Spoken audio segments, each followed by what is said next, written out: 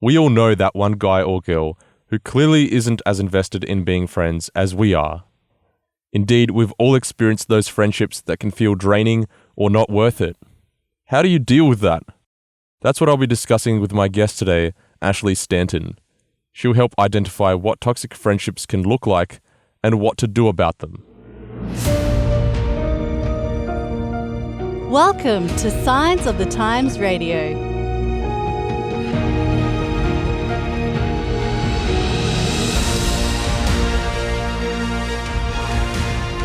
Welcome to another week of Signs of the Times Radio. This week I have my heaps good friend Ash Stanton joining me in the studio.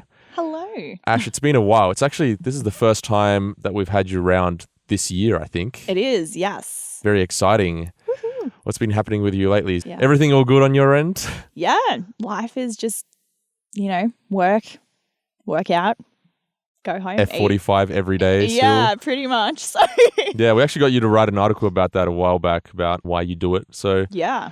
pretty cool that you're still keeping up with it. But today, you're actually going full relationship expert with us. I don't know if I'd say expert, but sure I can. We're definitely going to call upon your expertise. The interesting thing is that it's not just going to be about relationships, it's going to be more about friendships. Now, Ash, a lot of people would think that relationships, like the romantic ones, they're all the drama. But it seems that friendships can be just as much drama. And it's really interesting because you wrote an article which kind of unpacks the concept of breaking up with your friends. Now, most people would be a little bit surprised by that because a breakup is often seen as something that's applied to a romantic relationship. What made you sort of think about applying that to a friendship that's platonic? I think breakups, if you think in a romantic sense, when they break up, you go through this whole stage of mourning and grief and having to deal and process with the fact that you no longer have that significant other person in your life. Well, for a lot of us, our friends are really significant people, especially if they're a friend that has been close to you or that you've invested a lot in. If that breaks down for some reason, if that friendship is no more, that is essentially the same grieving process that you go through if you're ending a romantic relationship. So why don't we ever apply the same process? Yeah, that's really interesting. And we're going to definitely go into that a little bit later. But first of all, I just want to get an idea of what a toxic friendship is. Because the word toxic, every time I've ever heard it, it always made me think of something that is like physically abusive. So when someone says, oh, that relationship I was a part of or friendship I was a part of was toxic, it sounds like either extreme emotional manipulation or it seems like physical abuse. But that's not just limited to that, is it? No, I mean, obviously, if those things were occurring in your friendships, I would say that they were toxic as well. But I guess in this sort of sense, we're looking at just what makes up your friendship and whether things are even and healthy and what it actually means to have a healthy relationship. And then having a toxic friendship is the opposite of the healthy friendship. So I don't know if I'm jumping the gun here, but Reach Out Australia actually put together a list of 10 questions that you can ask yourself and you can apply to your friendships to try and determine, is this toxic or is it not? Because it's sometimes not as simple as being like, oh, they're abusive, it's a toxic friendship. Sometimes it's a little more nuanced and there are so many more layers and things that you have to wade through to figure out, oh, is this actually negatively impacting me, my mental health and my well-being? Yeah. We're definitely going to go into that list a little bit later on. It's really interesting in your article, your first sort of example of what a toxic friendship can look like is the one where one side seems to be more invested than the other. Like you talk about an example where someone kind of gets back to you. Sometimes you want to hang out with them more than it seems like they want to hang out with you. Is that sort of the most common example of where a friendship is sort of imbalanced, where one side is more keen to invest in it than the other side is? Yeah, I think we've all experienced that to some degree, or maybe no one else out there has, but I've certainly experienced it where maybe I have, valued someone and their friendship more than they've valued me.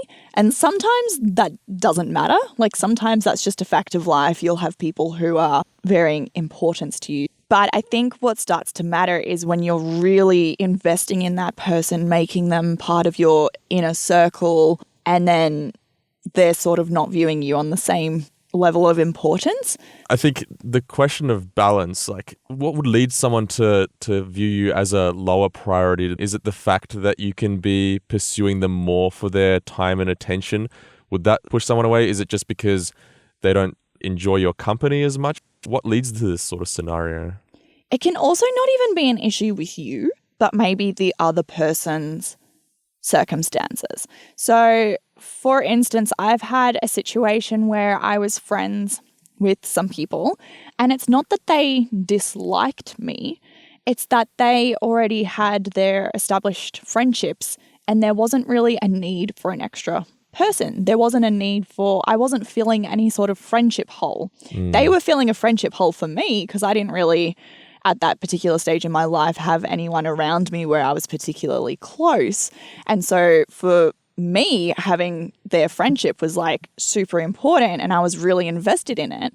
But from their perspective, I was just another one of their handful of friends. Is that necessarily a bad thing? No. But it does mean that sometimes you will just find that you have varying priorities. So you may be prioritizing them way more than they're prioritizing you. You may have more availability for them than they have for you. And some people may not be fazed by that at all. But other people, like me, maybe I'm just a bit of a sensitive soul, but those sorts of things, if I can feel those imbalances in friendships, it's a bit of a bummer. Yeah, exactly. Like it feels super sucky if you care more about someone than it obviously appears that they care about you, right? Like how does that feel? Yeah, like it's, even if we were to apply it to a romantic relationship, if someone was super keen on you, if we're flipping the situation, if someone's super keen on you and you're like, they're all right. Like you don't look at that relationship and think, wow, that's a really healthy, solid relationship that's going to last forever. You sort of see, oh, maybe that's not a good match, or, that person's clearly way more into it than the other person and it doesn't really work. And I think the same thing can be applied to friendships. But do you think that achieving like a balanced relationship where both parties care about it enough, is that a rare thing? Because it feels like a lot of the time, a lot of friendships will have this question hanging above them of one side caring about it more than the other side. Like it seems pretty rare that both sides actually care about it 50-50, right? Yeah, like I think it would be interesting to say, like, do you have a best friend? For me, are you asking? Yeah, do you have a best friend? To be honest, no. I've got a lot of close friends, but I don't have one singular best friend. Yeah, and so I think that actually having someone who's like, you're number one and you're their number one, that's actually really rare. And I feel like that's something that a lot of the time our fiction and our media tries to, like, they love that story of, the people who, they've got their best friend to fall back on. But I think in reality, a lot of the time, it's like what you said, you have a bunch of people who are close to you, but maybe not your best friend. And I think that that's sort of where it sort of comes together. Like, do you need to label things and know, like, yes, they're my best friend? Or sometimes you can just get a gauge for, yeah, I'm in the same place as this person. They value me as much as I value them. Maybe we're not each other's go-to or bestie, but they're up there. Yeah. Have you found, like, what have been the circumstances thinking about your best friends in the past? How did that sort of come about? Was it because you knew them for so long? Was it because you connected emotionally? Was it because they found your jokes funny and you just got on that level, like the banter? Like, what has a best friend been for you in the past? This is going to sound so depressing, but circumstantial. As I have gone through from primary school, high school, studying at higher education to where I am now, the person that I would deem my best friend or my closest friend has definitely been the person who's in the same situation as I am. So when I was in primary school, it was like the girls that were in the same grade as me and we used to hang out all the time. Sometimes it was also the people I was friends with at church because we were going to church every week, doing the same social things, seeing each other. That was great. In high school, very similar situation. You form your friendship groups amongst those people. You form some closer friends. And I think a lot of it is circumstantial. But then within those circumstances, you're sort of more inclined to lean closer to people who are your people, if that makes sense. So the people who you just click with, or you get along with, or you have the same sense of humor, or you have the same, I don't know, things that make you tick. They're the sort of people that you tend to gravitate towards. So yeah, like a lot of it has been circumstantial, but then through those circumstances, whether someone has been like a housemate or next door in the dorms, or, you know, the same person that I went to class with every day, sure, there might be multiple people who tick those criteria, but then the ones that you gravitate towards or the ones that you're really close to are the ones that click with you. Do you think it's possible to find a platonic best friend? As human beings, we are often in various different circumstances, whether it be like the circumstances you talked about, but a lot of the time we move on from those circumstances. You know, you move city to get a job somewhere else, you move church, you move here, you move there, things change, and then those friends drop away. Do you think it's possible to find a friend that's above all that, or is that like super difficult? I guess that all depends on your metrics and how you're measuring what a friend is to you. Because I suppose I do still have some really close friends that I probably touch base with like a handful of times in the year. Maybe we live in different cities, or maybe we're in different stages of life. So for example, I am married, but I am childless at the moment. I have some good girlfriends that are married but with children. So of course they're in a different stage of life. We're not interacting with each other all the time, but when I still see them, I still value them as a close friend, but I acknowledge our life circumstances are different, and, you know, we're not able to go camping every weekend like we used to, but also that's okay. Yeah. Actually, I would say probably my best friend, and this is probably not going to change, and I am blessed in this way, if you're talking platonically, is my sister. And I'm blessed with the fact that she's family. And so because we happen to be sisters who got along well, it's sort of like wherever she is, wherever I am, I know I've still got a really close friend in her. So that is a blessing. Does she live in Sydney? No, she doesn't. She lives in Perth.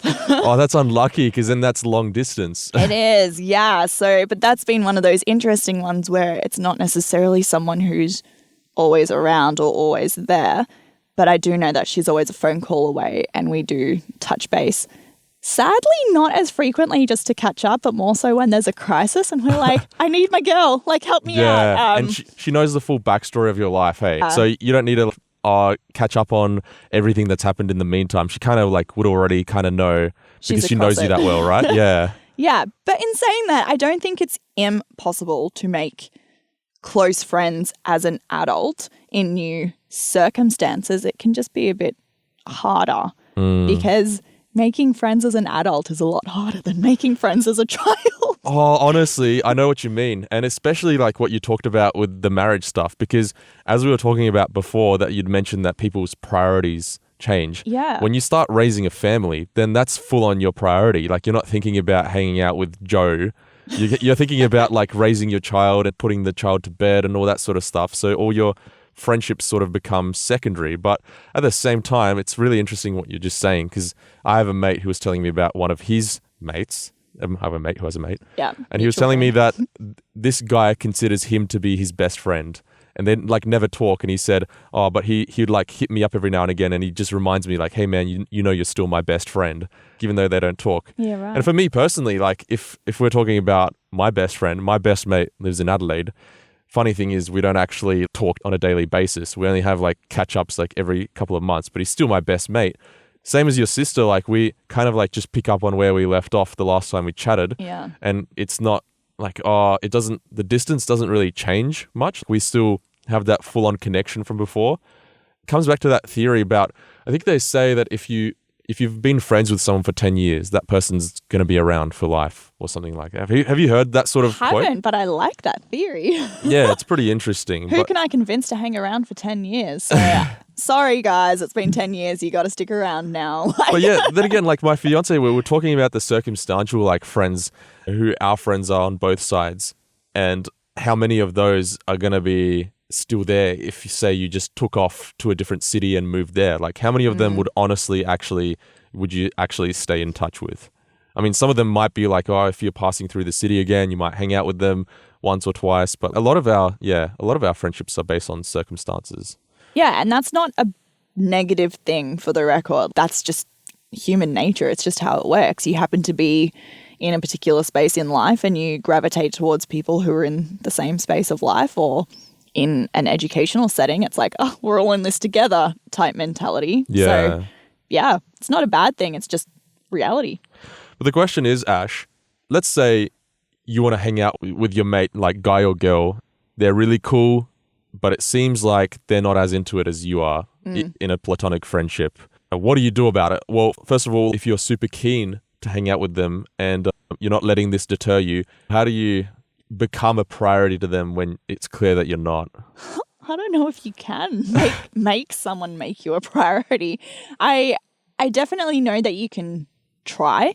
Like you can put yourself out there, give yourself ample opportunities to be hanging out with them, seeing them. But I suppose it gets to a point where you actually can't force them to make you a priority. So you can put in some hard yards, but at the end of the day, if they look at you and they don't see you as a priority, you can't change that. And that's not necessarily a reflection on you. It's just how it is. Yeah. Classic example of this is actually like my relationship with my fiance. Now, I know that's romantic, so it's not platonic, but she'll always tell you, if you like ask her, she'll always be like, I was the one putting in all the hard work in the beginning. And to be honest, she is kind of right. Like she did do a lot of the hard yards in the beginning. And now like our relationship is fully balanced. Like we're fully 50-50 and it's like perfectly balanced. But she could have easily given up in that initial stage when like Daniel just had to figure some stuff out and like let it go forever. But she decided to like charge on ahead and now we're like fully engaged, like, you know? Yeah, and that's the thing. Like I think there's such a fine line between wanting to give up on someone because it's hurting you that you're more invested than they are. But then sometimes it can actually work out in the long run. Like maybe they're just going through a really busy stage of life and they actually don't have time for anyone except maybe the cat that they have to feed at night or something. But yeah, I've definitely had instances with friends where they've just been in a really tough time in life and you have to just acknowledge that and not take it personally. Yeah. I think that's the really hard thing to do. You can take them always being busy or not being available really personally and think it's a reflection on who you are as a person. When in reality, if they're a uni student, they might have some hectic exams coming up, or they might be preparing for a major project at work, or I don't know, maybe they're giving birth in a couple of months. And so, you know, things are changing. But I have also had situations where I've sort of just left those people to their particular life stage. They've gotten themselves sorted out and they're back in my life again. And it's great. It's wonderful. And there are no hard feelings because sometimes you just have to acknowledge life will life. Yeah, that's right. So, yeah. Now, we're talking a lot about the time priority stuff, part of it, what a toxic friendship might look like. But there's heaps of others, right? There's if someone only ever hits you up when they need something and makes you feel like super wanted at the time, but then boom, they disappear again and you want to hang out with, you know, with genuine interest and they're not around, but until the next time they want something from you. Are there a few other examples of what a toxic friendship can be that you can think of? Yeah, I mean, that's definitely one. Sometimes, like, it could be a favor, or sometimes it could be that person who only ever talks about themselves. When you are together, everything is about them, them, them. As soon as they've offloaded, they're like, oh, so great to see you. When can we do this again? Or, oh gosh, I don't even know of any other, like, I'm sure there are some. Can I actually whip out my phone at this stage? Please do. Right before we started this podcast, Ash, what I did was I went on Reddit That good old place. Yes, I went on Reddit and I went on the subreddit Ask Reddit. See, I said Reddit like 3 times in that sentence. And I said, what are some red flags that a relationship is unhealthy or toxic for your mental health? Yes. And the wise folk of the internet said this. One guy said, they mess with your boundaries or don't reciprocate your energy. They talk bad about other people, worse if it's your friends because they also like to isolate you. Another one, when you frequently stop and question if that friendship is good or bad, that is a red flag on its own. That kind of sounds like you're not really sure why things are not great in the friendship, but it's like a gut instinct kind of thing. Another one, they have to one-up every single thing you say or do. Oh, that one drives me insane. Do you think that can be an issue for both genders, or is it one or the other that faces this issue more often? I mean, I actually don't know that it's a gender issue so much as it's actually a self-esteem issue. So I feel like in my experience, the people that I have encountered who are constantly trying to one-up you, it's because they maybe are not so secure in their position, or they just want attention, or they want to feel included, or they want people to be like, wow, how cool was that person? Yeah, at least that's the experience with the people I've come across who constantly want to one-up you, but that is exhausting in itself, being on the opposite end of it. Because you're just like in competition with these people the whole time. And sometimes it's not as obvious as just like one-upping, but like maybe if you're like telling your woes to someone and they're like, oh yeah, it's like this time that, and then they hijack the conversation and you're like, that's nice, but I actually just wanted to soundboard my issue with you right now, not reflect on the thing that happened to you a year ago that happens to be bigger and greater and worse than what I'm going through. True. Yeah. It was really funny. I actually had a conversation recently where I had a bit of a whinge and I'm like, I haven't seen my family in a year and a half. My fiance chimed in. She's like, I haven't seen my family in 4 years. And then this other person was like, I haven't seen my family in 6 years. Like, just like, and we were like, okay, let's just say someone's always got it worse. And then it kind of like ended off on that. But yeah, really interesting what you're saying there. I think, yeah, it seems like for me, both guys and girls have this same problem, just in different ways. Yeah. Like with girls, it can be about, well, I guess for both, it can be about status and stuff like that. But for girls, it can often be about who's getting married first, who looks better, that kind of stuff. Whereas for blokes, it's like, yeah, whose car is better or more expensive, whose salary is higher. Do you guys genuinely have those conversations? I haven't been a part of like those conversations, but I think it's definitely like an underlying thing. Because if someone like mentions their salary, it's like, oof. Right. Because men are very competitive. Men are very competitive as well as, the obvious stuff like who's got the bigger TV, I guess. And there's heaps of ways that we go into competition with other people. Okay, just a few more from this Reddit thread that is bringing us so much to talk about.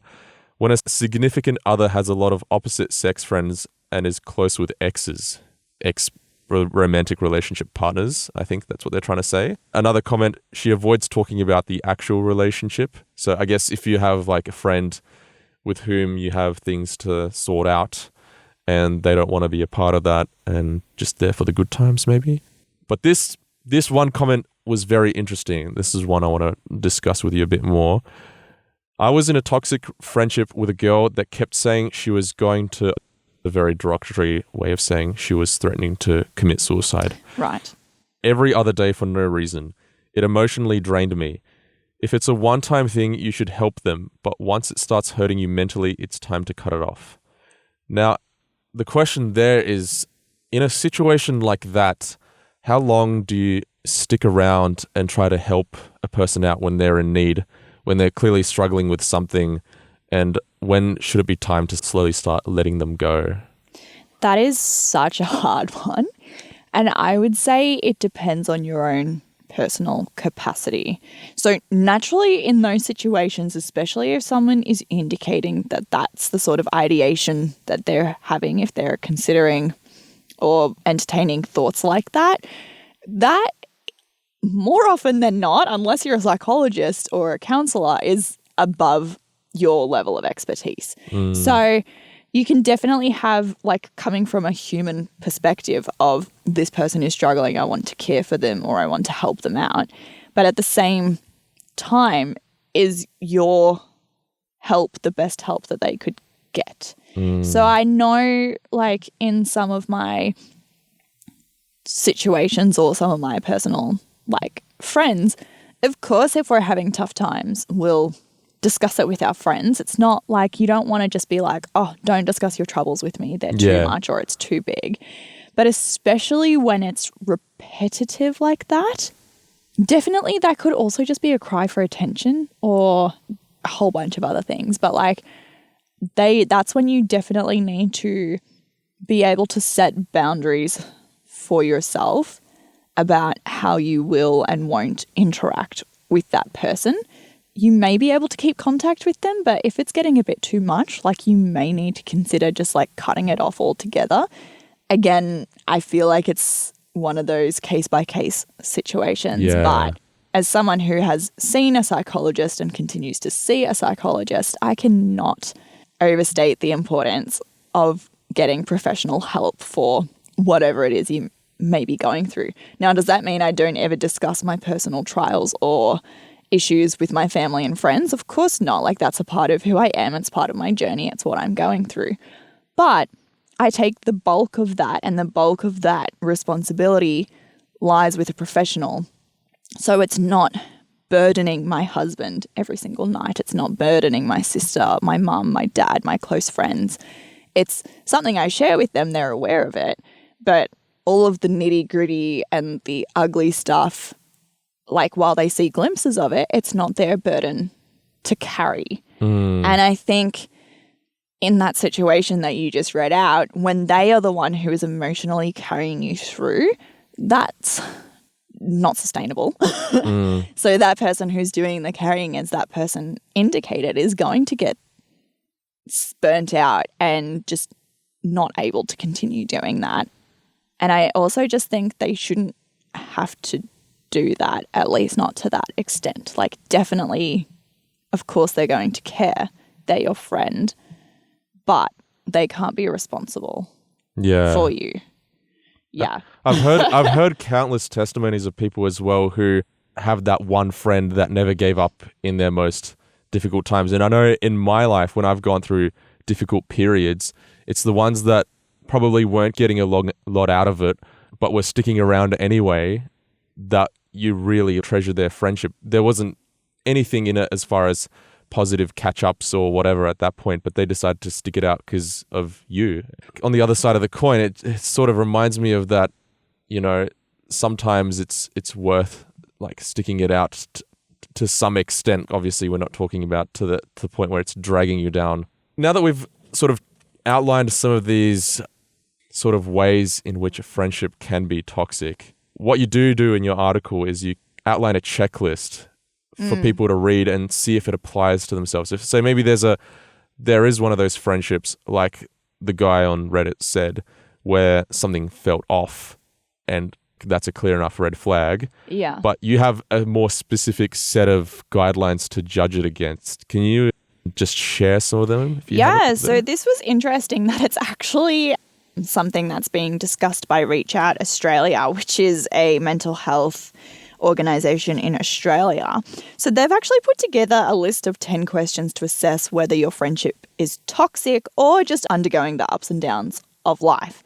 So the first one is actually just, do they like you for you? So are you pretending to be a different person? Do you feel like you have to put on a persona when you're around them? Or do they actually like you as you are?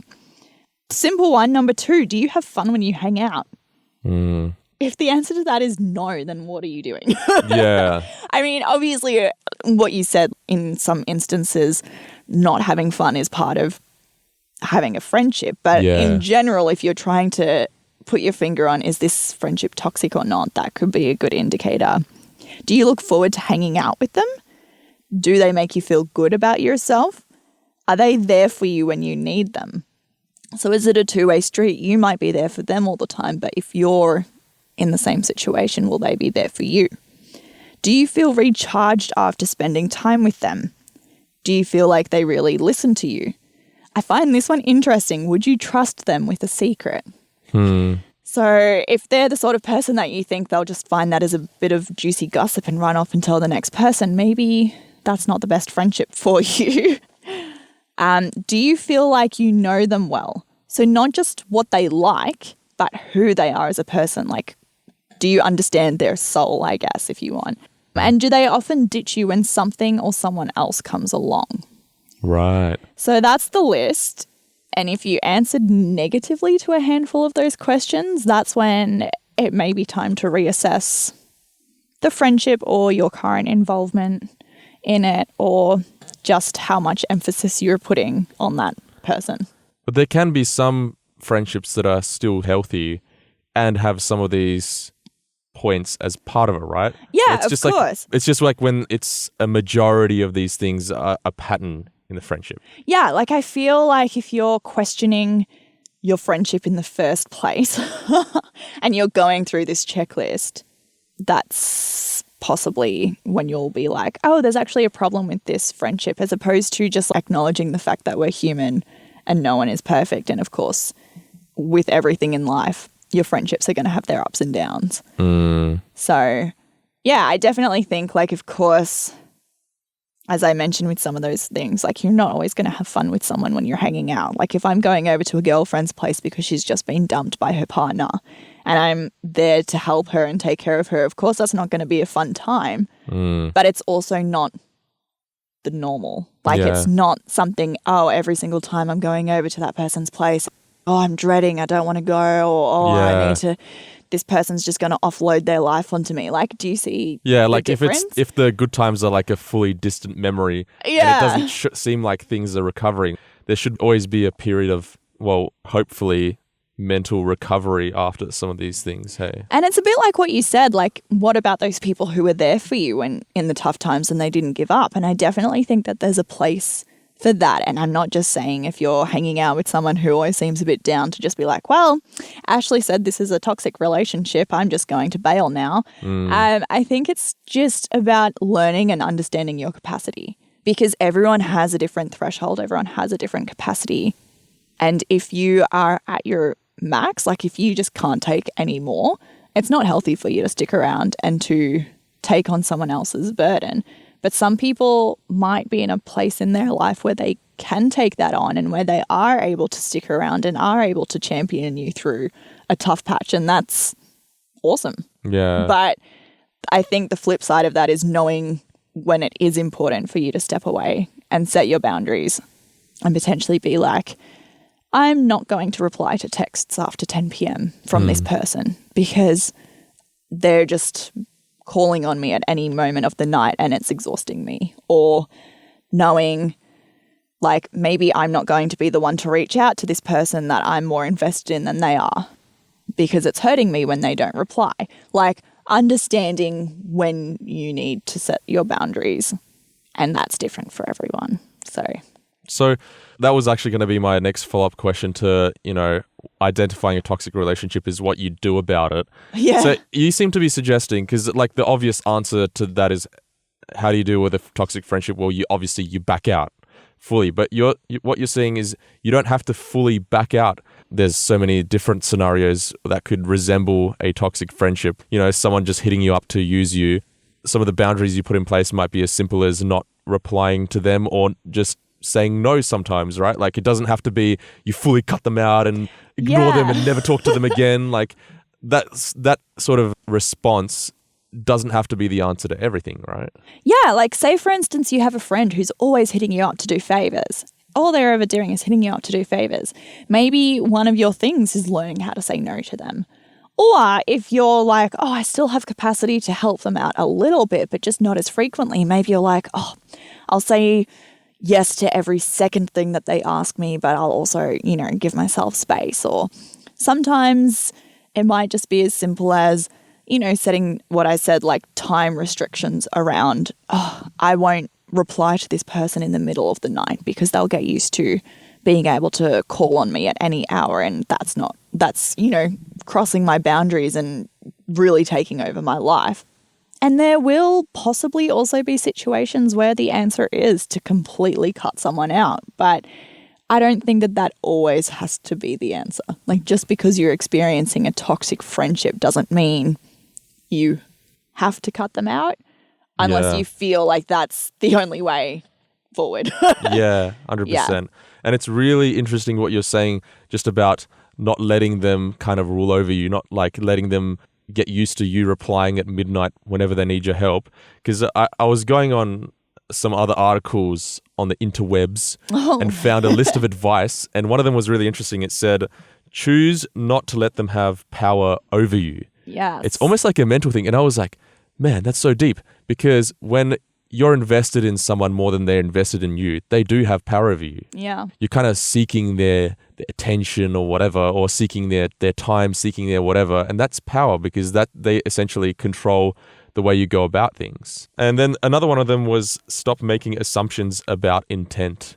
Now that's a really interesting one because, you know, it's kind of human nature to overanalyze things. Like if your friend's not, you know, prioritizing you, you start coming up with reasons. You start thinking about how, oh, it's clearly because they're such a bad person and stuff.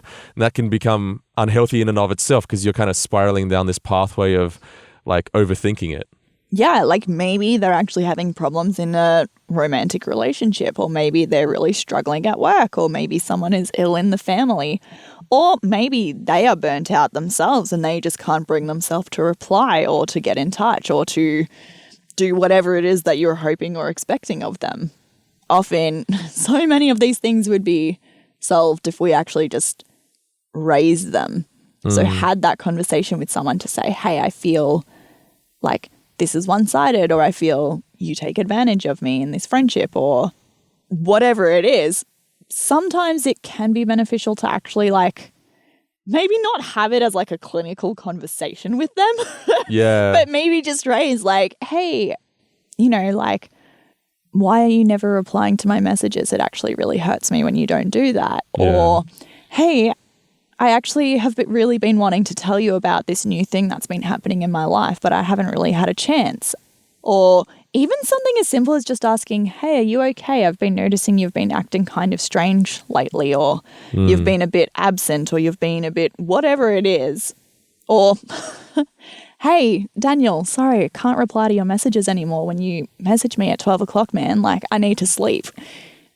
Can Just you, FYI, I definitely don't. Doesn't know. Go to bed at 10:30.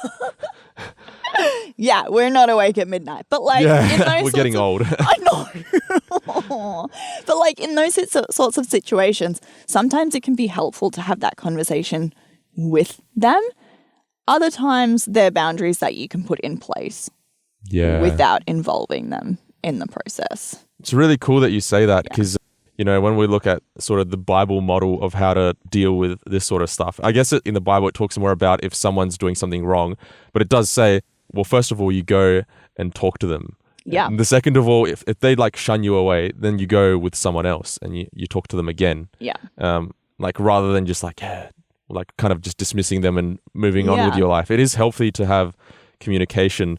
I guess it's the manner in which you do it as well. Like you don't want to confront someone and be like, you did this. Why are you doing this? Why are you behaving the way you are? Why am I not more important to you? Because that person's obviously going to have their barrier go up. So defensive, and that's just not productive at all. Yeah, I find that unfortunately, that us Slavs, we tend to be a bit more intense with how we go about our interpersonal interactions, rather. Right.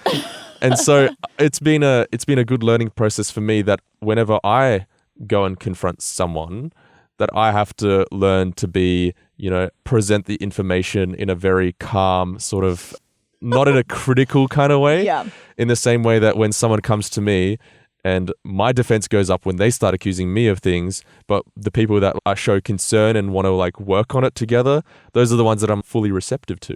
Yeah. Comes down to the approach, hey? Yeah, definitely. And that's the thing. I guess with your own friends, you'll know what the correct approach is. If I've been saying, yeah, just have a chat to them, and you're thinking of your friend in your head and you're like, that would not go down well, maybe that's not the right approach to take with that person. But Yeah. Now, actually, I saw this tweet once by this person, which is like, this is my toxic trait. And they started this thread of everyone sharing what their toxic traits are. Oh, yeah. Now, we've been kind of talking about the other person as being the one responsible for the toxicity. Do you think that we all have toxic traits? And what if we're the one that's providing the toxicity into a friendship with someone else? Like, and then we find through some circumstances we realize that, like, what do we do then? Oh, I guess that's like, I mean, everyone is trying to improve themselves, or at least most people are trying to. And that's like human nature. Like, as much as it's easy to look at your friends and be like, oh, this is everything that's wrong in this situation, chances are people probably have an issue with you. And you're probably aware of the things that you don't do too well. Just like you're aware of your strengths, most people are aware of their weaknesses as well. And in friendships, you're possibly aware of that too. And I guess maybe it's just being aware of it. For example, I think of the things that hurt me in my interpersonal relationships, and I try and avoid doing the same thing for other people. So for example, like I'm a very chatty person, and that relates to my messaging and all the rest of it. I can sometimes take it personally if someone doesn't reply to me. But for some people, they hate messaging. They hate. Yeah. And so for them, it's like a bit of a clash. But it means that when someone messages me, because I know I don't like to be left without a response, I try and respond. And I guess it's just like if someone actually raises something with you, if you're not coming to the conclusion yourself, if someone raises something with you, trying not to be defensive about it. I remember my husband was actually someone who taught me how to apologize. Oh, really? I know that sounds odd. What I mean is not to apologize, but to like actually acknowledge what it was that you were, like how to give a good apology. Like not just be like, I'm sorry I hurt you, but being like, I'm really sorry for doing X, Y, and Z. You know, I can see it obviously upset you in this way, and I didn't consider how that made you feel, and I'm really sorry for that. And part of it is taking responsibility, not palming it off and being like, oh yeah, but like you also did this, and so that contributed to the way. It's like, no, take responsibility. And yeah, if someone confronts you about something, be open, listen, and if you can address it, change it. Yeah. And it's such a humbling thing when I think about every time I've had to apologize. It's kind of like, oh, yeah, your first instinct is to do exactly what you just said. Okay, you do the conditional apology. You know, you kind of apologize for what they said, but then you're like, but you did this. You counterattack. You whip that out of the holster. But yeah, the full apology is a very humbling sort of experience. So humbling. Yeah. Yeah. It's never a pleasant one, but it's a necessary one because it's what relationships are all about. Like you mentioned, people have their own preferences for how to go about things. Like, you know, some of your friends don't like to message, whereas you like to like send bigger chunks of messages or anything like that. It comes down to understanding the other person and what's the right approach to use for them. But at the same time, if you're trying to do that as much for every single person, you can kind of overthink it all the time because you're constantly like afraid or paranoid that you're going to upset someone by doing things a certain way. So there is a sort of a balance to it, isn't there? Yeah. And look, we're all human. You can try your best, and I encourage you to try your best. But chances are you're still going to step on toes. And the blessing and the curse of having really close friends is the closer that you are to someone, the easier you can hurt them, even if it's unintentional, because their opinion matters a lot to you and your opinion matters a lot to them. And so, you know, the closer you are, the more you can hurt someone accidentally or intentionally. And I think it's just being aware of that, but also just being like, yeah, what a blessing that I have people who know me and are willing to go through the trials of life and deal with who I am, but are also, they just accept who I am, but also keep pushing me to be better. Yeah. So, yeah. No, that's cool. Now, we've kind of gone through like identifying what it is, how to deal with it, but also I have one more scenario up my sleeve, which is, let's say they kind of start trying to come back into your life. Or let's say you realize that you're the toxic person, right? And you've decided to work on it, and now you want, you value that person, you realize what you've lost, and you want to come back into that, hoping that you're going to this time be better. Or if you're the person who, you've sort of slowly backed out of someone else's life because they have been toxic to you and they realized it and they want to start coming in to your life again and want to work on the friendship more so this time around. Is there a set of, do you test it? Should you open yourself up to them willingly to be back into that friendship again? Should you put them under a period of probation where you just skeptically assess their actions? What happens if someone wants to come back?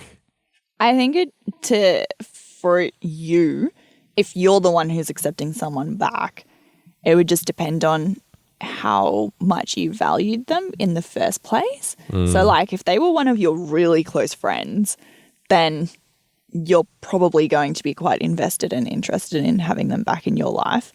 Chances are, if they are one of your really close friends, though, they also probably did some significant damage on their way out. So I guess there are so many things to consider depending on the situation. Was it one of those really manipulative relationships where they were thinking these really heavy thoughts and sort of using you as you're the only one who's getting me through? That would be a lot to sort of take back on. And you'd probably definitely have to have some considerations what have you done to address this issue?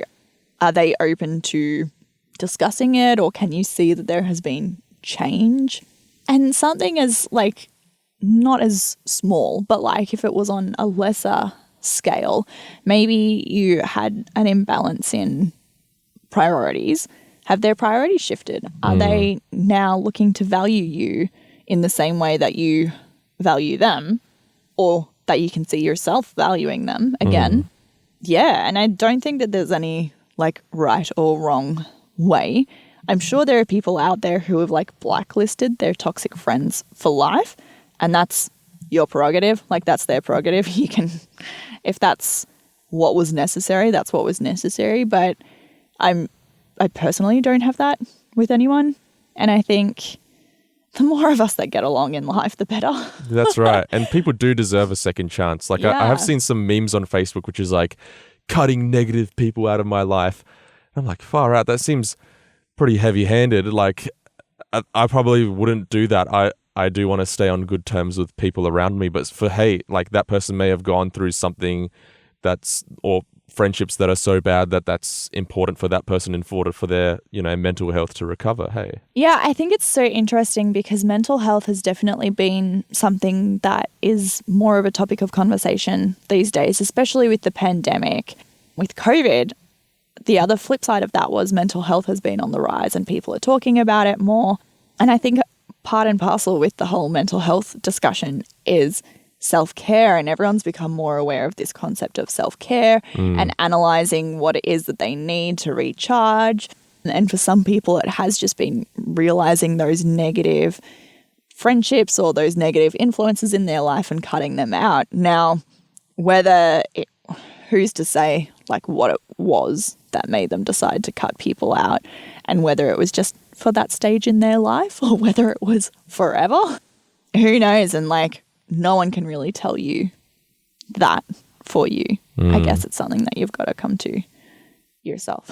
Yeah, well, I mean, it's such a loaded topic, hey, with all the potential nuances in there. But look, I really do appreciate that you tackled it in your article and offered solutions for identifying what can be some of the red flags in one of those friendships and what you can do about it. And then, unpacking that a little bit more in this podcast. I really appreciate that you took on that topic. Obviously it was one that you were passionate about. So yeah, I really appreciate that, Ash. No worries. Cool. Well, it's great to have you this week on Signs of the Times. We'll hopefully get you on some point in the near future. We love having you in the magazine and in the podcast. Thank you. Yeah.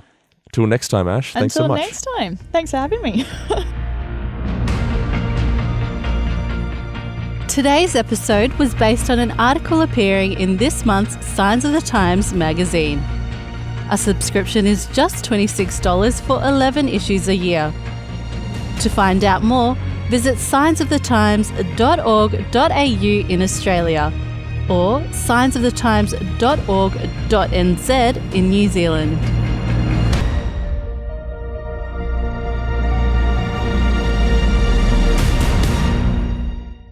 This is an Adventist Media podcast.